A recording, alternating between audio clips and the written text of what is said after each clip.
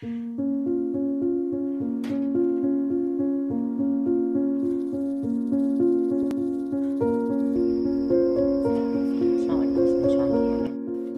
men, kembali lagi bersama saya Rojak.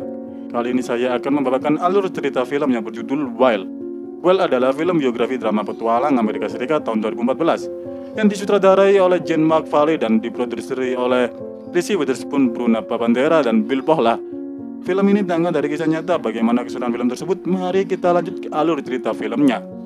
Sebelum lanjut ke alur cerita filmnya, jangan lupa untuk berlangganan ke channel ini jika kalian memang terhibur dengan menekan tombol subscribe, like, and comment, dan jangan lupa bunyikan loncengnya dan share ke teman-teman kalian. Terima kasih. Mari kita lanjut ke alur cerita filmnya.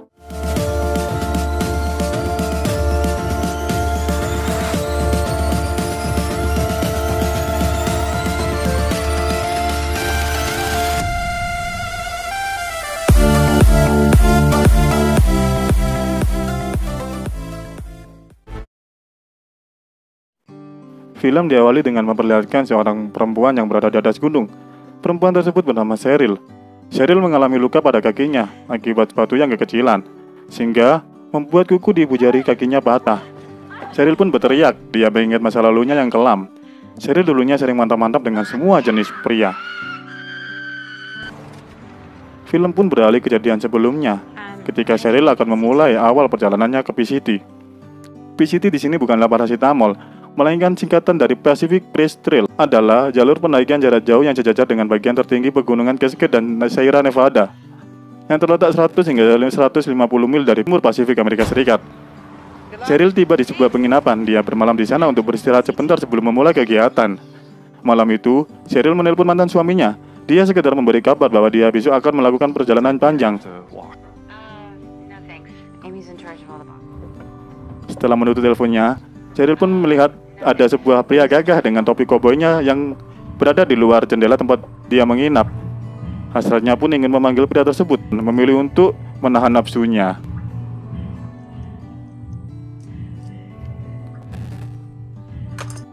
Pagi pun tiba. Cheryl tidak pernah melakukan kegiatan alam sebelumnya. Dia mencoba membawa semua barang-barangnya. Dan ditambah lagi, Cheryl tidak bisa melakukan packing dengan benar. Alhasil, tasnya pun terlihat seperti monster. Dengan susah payah, akhirnya Cheryl berhasil membawa carrier-nya. Dia keluar dari penginapan dan mencoba mencari tumpangan. Cheryl memilih dengan mobil pria tua dan anaknya. Ketika di dalam mobil, sang ayah memutar lagu dan membuat Cheryl teringat kenangan tentang ibunya. Dan tak lama kemudian, Cheryl tiba di start pendakian PCT. PCT bukanlah jalur pendakian yang kaleng-kaleng. Diperlukan waktu 3 bulan untuk mengarunginya, melewati 2 negara, 4 musim, dan panjang jalur kurang lebih 1000 mil atau setara dengan 80.000 km. Di pos awal, Cheryl menuliskan sebuah kata bijak, di mana jika kekuatan menghalangimu, lampauilah kekuatanmu. Petualangan pun dimulai. Hari ke-1. Sudah jauh Cheryl berjalan di tengah gurun. Dia merasakan kelelahan karena memikul tas yang begitu besar. Hari pun mulai gelap. Dia mencoba membangun tenda dengan susah payah. Dia memutuskan untuk bermalam di tengah gurun dengan sedikit rasa ketakutan. Pagi itu Cheryl mencoba untuk membuat sarapan, tapi dia lupa gas dari kompor yang dibawanya ternyata salah. Akhirnya Cheryl memutuskan untuk membuat sereal dengan air dingin. Hari demi hari, Cheryl lalui dengan memakan makanan yang tidak dimasak. Hari kelima pun berlangsung.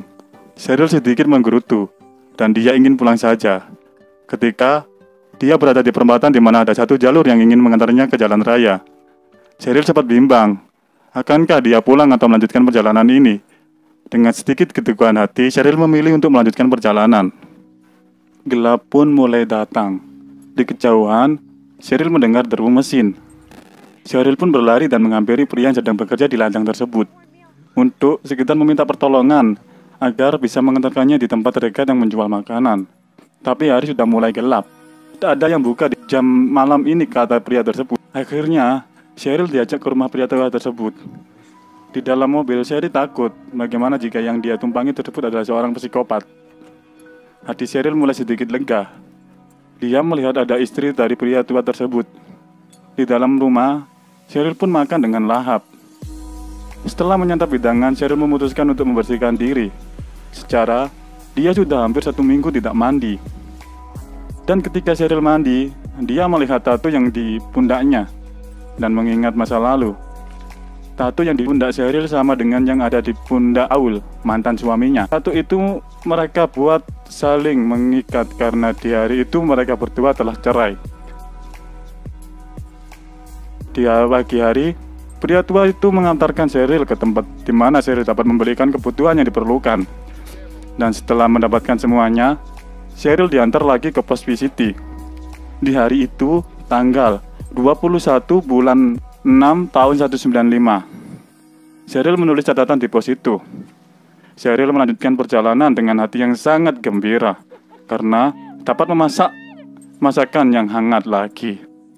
Hari ke-10, di tengah perjalanan Cheryl bertemu dengan ular derik. Cheryl mencoba menghindarinya dan berlari. Cheryl melanjutkan perjalanan. Ketika malam mulai tiba, Cheryl membangun tenda. Di malam itu Cheryl mengingat lagi kenangan di mana Cheryl kepergok esek-esek dengan laki-laki lain oleh Paul suaminya. Memasuki hari yang ke-12, setelah menempuh perjalanan sejauh 80 mil, Cheryl berjumpa pendaki lain yang sedang mandi di sungai. Mereka berdua pun akhirnya berkenalan dan berbincang. Pria tersebut bernama Greg. Greg menyarankan Cheryl untuk beristirahat dulu di Camp Kennedy untuk menyusun rencana karena terjadi longsoran salju di trek berikutnya. Ketika perbincangan tersebut berlangsung, Cheryl mengingat kembali kenangan di masa lalu, di mana dia sempat menggugurkan kandungannya, dan di dalam kafe dia melihat buku tentang PCT. Dia berharap akan jadi lebih baik setelah melampaui trek PCT. Scene kembali lagi ke Cheryl. Kali ini dia berada di jalur bebatuan besar sebelum ke perkemahan Kennedy. Hari ke-14, Cheryl tiba di Camp Kennedy. Di sana dia disambut oleh Greg dan pendaki lainnya yang telah sampai duluan. Di sana Cheryl perempuan sendiri. Greg dan Ed, seorang pria tua, menjamu Cheryl. Di Camp Kennedy, Cheryl mendapatkan sebuah paket dari Paul, mantan suaminya. Paul mengirim Cheryl surat dan sedikit uang tunai. Lalu Ed memanggil Cheryl. Dia mencoba untuk membongkar tas Cheryl dan meninggalkan barang-barang yang tak perlu dibawa. Betapa kaget si Ed ketika Cheryl membawa 1 lusin kondom. Setelah pergi sebentar, Cheryl pun merobek 2 bungkus kondomnya. Benar-benar emang tak punya zero morality. Setelah itu, Greg dan Cheryl pun menyusun rencana. Mereka tak bisa melalui karena ada longsoran salju di trek berikutnya. Greg berencana memutari dengan menaiki bus. Malam pun tiba. Cheryl mengingat lagi kenangan yang dialami oleh ibunya. Ternyata, ibunya mengidap penyakit tumor yang ada di punggung. Dan mulai sejak malam itu, Cheryl dan saudaranya rajin untuk berdoa. Hari ke-25. Setelah mengikuti saran dari Greg, Cheryl pun menaiki bus untuk menghindari longsoran salju. Cheryl tiba di daerah kecil. Di malam itu, Cheryl menelpon Paul sekitar memberi kabar bahwa dia baik-baik saja dan masih hidup. Pagi pun tiba. Di sini Cheryl lagi-lagi mencari tumpangan untuk melanjutkan ke jalur PCT. Selang beberapa keluarga rock and roll pun memberi tumpangan kepada Cheryl. Cheryl pun kembali ke jalur PCT. Kali ini jalur tersebut bersalju. Dengan perlengkapan, Cheryl pun berjalan di tengah hamparan salju. Cheryl berteriak kepada orang yang berada di kejauhan. Cheryl bertanya, "Di manakah aku sekarang ini?" Orang yang di kejauhan pun menjawab, "Sekarang kamu berada di California." Hari ke-32. Pagi itu di tengah hamparan salju, Cheryl membuat makanan dan melanjutkan perjalanannya. Di tengah perjalanan, Cheryl mengingat kembali masa lalunya, di mana sang ibu berbaring di rumah sakit. Dan tak lama kemudian, ibu Cheryl meninggal dunia. Scene kembali ke Cheryl, di mana dia sudah melewati gunungan salju dan kini berada di bebatuan. Kaki Cheryl pun luka. Kuku di ibu jarinya pun lepas karena panik. Sepatu Cheryl terjatuh ke jurang dan kini dia menggunakan sandal dan membalut kakinya dengan perban. Hari ke-49. Setelah berjalan sejauh 50 mil dengan kaki yang diplaster, Cheryl kini tiba di pemberhentian. Di sana Cheryl kembali mengambil paketnya yang telah dipesan saat berada di Camp Kennedy. Paul, mantan suaminya, mengisi surat dan terus menyemangati Cheryl. Di waktu dia membaca surat, tepat di depannya datanglah sebuah wanita. Dia juga menyusuri jalur PCT. Wanita tersebut bernama Stacy Johnson. Cheryl pun merasa bahagia karena kali ini dia mendapatkan teman wanita. Mereka berdua pun bercengkrama. Hari ke-56. Cheryl tiba di pos friendly O'Connor, di mana tempat itu berhias padang savana yang sangat luas. Cheryl pun melanjutkan perjalanannya. Setelah berjalan cukup jauh, persediaan air yang dibawa Cheryl pun telah habis. Tanker yang ada di sana pun juga kosong. Cheryl memutuskan untuk membangun tenda dan istirahat untuk memulihkan stamina. Karena kehausan, Cheryl sempat menjilati tendanya yang sedang berembun. Cheryl tak berlama-lama istirahat, dia melanjutkan kembali perjalanannya. Sampai ketika dia menemukan kubangan air yang sangat kotor. Cheryl pun bergegas mengambil air tersebut dengan pompa penyaring dan sedikit pil untuk menetralkan air tersebut. Di kejauhan, Cheryl berjumpa dengan seorang pemburu. Ketika pemburu tersebut mau memperkaos Cheryl dengan cepat berlari meninggalkan pemburu tersebut. Hari ke-62. Kini Cheryl berada di hutan tropis. Dia sekarang berada di Oregon, perbatasan Washington dengan Kanada. Di Oregon, Cheryl kan untuk berjalan sejenak di kota. Setelah jalan-jalan di kota, Cheryl pun melanjutkan perjalanannya. Kali ini hujan mengguyur, Cheryl pun sampai di mana dia mengambil paketnya. Setelah mengambil paket, Cheryl melanjutkan perjalanan.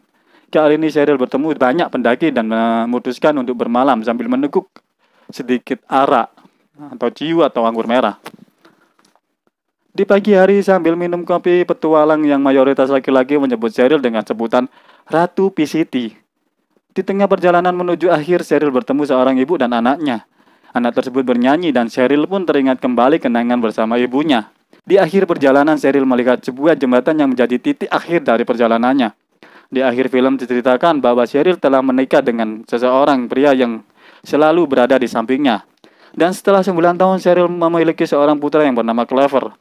Dan setahun kemudian memiliki seorang putri. Lalu diberi nama Bobby seperti nama ibu Cheryl. Di sini film pun akhirnya tamat.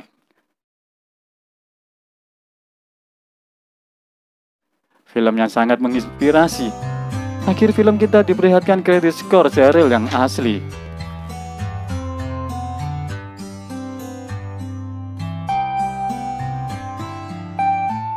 Buat kalian semua, terima kasih telah menonton channel Index Film. Untuk kalian yang ingin request film yang ingin dikupas oleh saya inisial R, tunggu channel ini dimonetisasi ya, lur semua.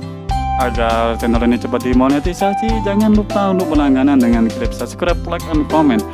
Terima kasih semuanya, semoga sehat-sehat selalu, rezekinya lancar, dan semoga yang belum dapat jodoh ditemukan jodohnya. Terima kasih. Assalamualaikum warahmatullahi wabarakatuh.